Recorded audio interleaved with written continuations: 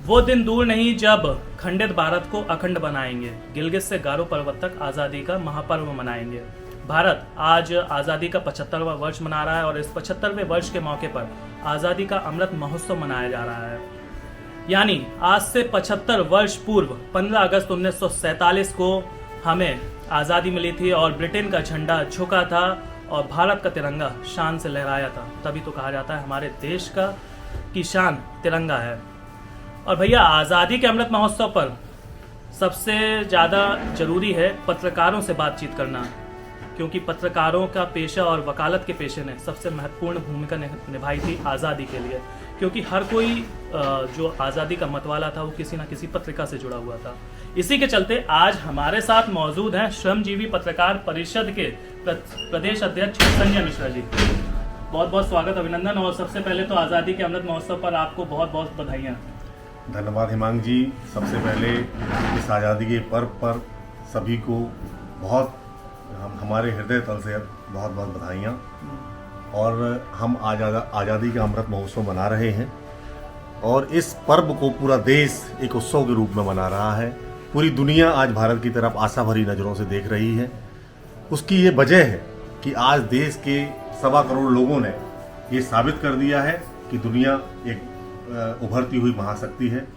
और सबसे ज़्यादा महत्वपूर्ण बात यह है कि 75 वर्ष जब हम आज पूरे कर चुके हैं आज़ादी के, और इस वर्ष को हम आज़ादी का अमृत महोत्सव के रूप में मना रहे हैं। और आने वाले जो 25 साल हैं वो हमारे लिए सबसे ज़्यादा इम्पोर्टेंट साल है, सबसे ज़्यादा महत्वपूर्ण साल है। क्योंकि जब हम 100वां महोत्सव मना रहे होंगे 25 साल के बाद, तो उस 25 साल वो जो ऐतिहासिक क्षण होगा देश के लिए, पूरी दुनिया के लिए, जब भारत एक महाशक्ति, एक ताकत, एक आत्मनिर्भर राष्ट्र बन चुका होगा, उस दिन की कल्पना करके हमको चलना है। एक एक दिन महत्वपूर्ण है देश के लिए, एक एक दिन महत्वपूर्ण है हमारे सभी देशवासियों के लिए। हमको ये साबित करना है। आज हमारे देश के माननीय प्रधानमंत्री श्री मोदी जी ने भी ये आह्वान किया कि देश के जो शेष 25 साल हैं, जब हम 100वां साल मना रहे होंगे, जब हम गोल्डन जुबली को देश की मना रहे होंगे, तो उस ऐतिहासिक पर्व पर जो आज हमारे देश के युवा हैं वो प्रौढ़ हो चुके होंगे, जो बच्चे हैं वो युवा हो चुके होंगे, और हर एक व्यक्ति का योगदान इस पर्व पर बहुत महत्वपूर्ण है।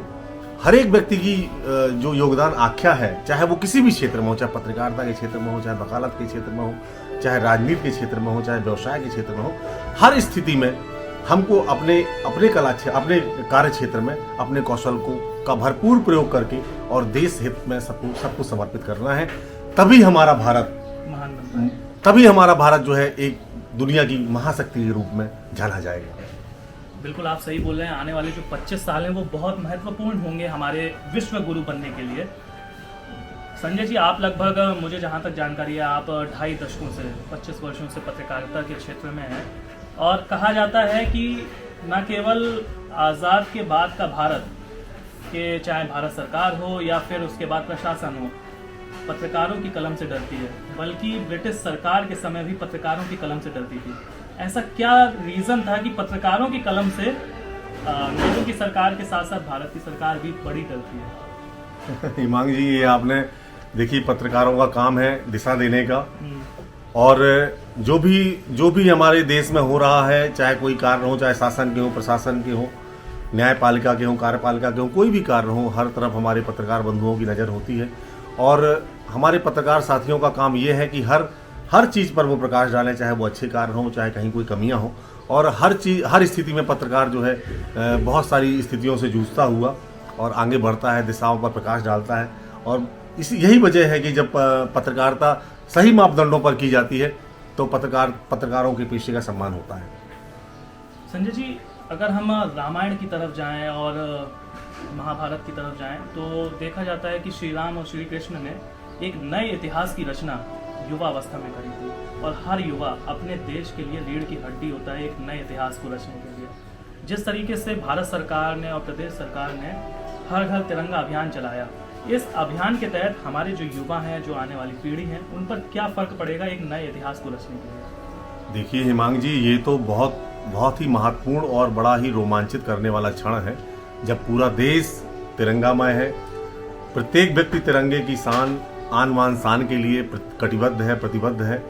और आज हमारे देश का हर नागरिक हर छत पर जब ये तिरंगा लहरा रहा है तो लग रहा है कि हमारा देश आज़ादी का अमृत महोत्सव मना रहा है। 75 साल हमने पूरे किए, तमाम उतार चढ़ाव आए देश में। देश ने 2-2, 3-3 युद्धों को भी युद्ध की विभीषिका को भी देखा है। तो उस स्थिति में के बावजूद हमारा देश आज इस मजबूत परिस्थिति में खड़ा है। कोरोना काल में जब पूरी दुनिया के सामने संकट था, मानवता पर संकट था, तो हमारे देश में लोगों ने कितने संघर्ष की स्थिति से उभर करके और अपने आप को साबित किया। हमारी सरकार ने ये साबित किया जब पूरी दुनिया के सामने ये बड़ा सवाल था कि कोरोना, इतना बड़ा देश है भारत, कैसे टीकाकरण पूरा हो पाएगा। लेकिन हमारी सरकार की प्रतिबद्धता थी कि उन्होंने कोरोना जैसी महामारी का टीकाकरण और निश्चित समय अवधि के अंदर पूरा किया। निश्चित तौर पर बधाई है उन कर्मयोगियों को, बधाई है उन देश प्रेमियों को, बधाई है जिन्होंने इस मुहिम को पूरा करने में अपनी महत्वपूर्ण भूमिका निभाई। पत्रकार साथियों को बधाई है जिन्होंने कि इस कार्य में बढ़ चढ़कर हिस्सा लिया, अपनी जान की परवाह किए बिना समाज को एक गति देने का प्रयास किया, इस स्थिति से उबारने का प्रयास किया और हम उभरे भी और दुनिया के सामने आज हम ताकतवर स्थिति में मौजूद हैं। आप आखिरी में क्या संदेश देना चाहेंगे समस्त देशवासियों को, साथ में महोबा वासियों को? हिमांग जी, आज आज़ादी के अमृत महोत्सव पर, स्वतंत्रता दिवस की इस पावन बेला पर जब हम 75 वर्ष पूरे कर चुके हैं तो मैं सभी से ये आह्वान करूंगा, सभी से ये कहूंगा कि हम सबको मिलकर आने वाले 25 वर्षों को कैसे एक एक पल को स्वर्णिम बनाना है, उसके प्रयास करने पड़ेंगे। हम अपने ईमानदार और सार्थक प्रयास करें। यही मेरी सबसे अपील है कि देश के निर्माण में, प्रदेश के निर्माण में, हमारे गृह जनपद के निर्माण में, उन्नति में प्रत्येक व्यक्ति का योगदान महत्वपूर्ण है।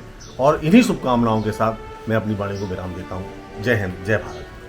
तो ये थे हमारे साथ श्रमजीवी पत्रकार परिषद के प्रदेश अध्यक्ष संजय मिश्रा जी। और वास्तव में जो ये 25 साल हैं आने वाले, ये बहुत महत्वपूर्ण है हमारे देश के लिए और साथ में प्रदेश के लिए, क्योंकि हम 100वां वर्ष मनाएंगे आज़ादी का। और आपको तो पता ही है आज़ादी के मतवालों ने आज़ादी के लिए क्या कुछ नहीं किया, अपने प्राणों के बलिदान तक दे दिए, हंसते हंसते अपने घर परिवार की किसी भी तरीके की चिंता नहीं करी। और भी खबरों के लिए आप जुड़े रहें महोबा न्यूज़ बुंदेलखंड के साथ।